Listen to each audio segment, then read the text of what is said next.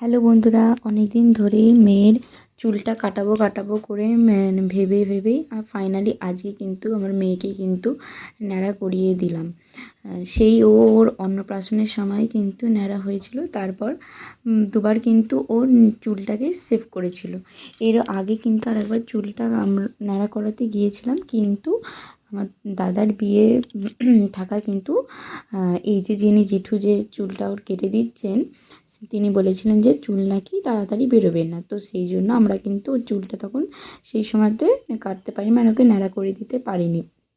তা প্রচণ্ড গরম পড়ায় তো ওর চুলটা আজকে ফাইনালি কেটে দেওয়া হচ্ছে, ন্যাড়া করে দেওয়া হচ্ছে ওকে দিয়ে।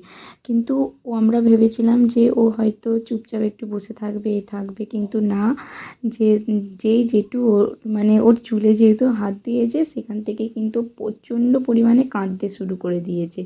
ওকে আমি ভিডিও দেখাচ্ছি, করছি, ও কোনো কিছুই নিচ্ছে না, করছে না। পেছনে ওর পিসি ঠাম্মি দাঁড়িয়ে আছে, মানে বউ দাঁড়িয়ে আছে, মানে কারোর কথাই মানে ও নিচ্ছে না। ওর দাদু আসছে, কারোর কথাই ও নিচ্ছে না, শুনছে না। বাধ্য হয়ে ওর বম্মাকে আর দিদিকে ডাকা হলো।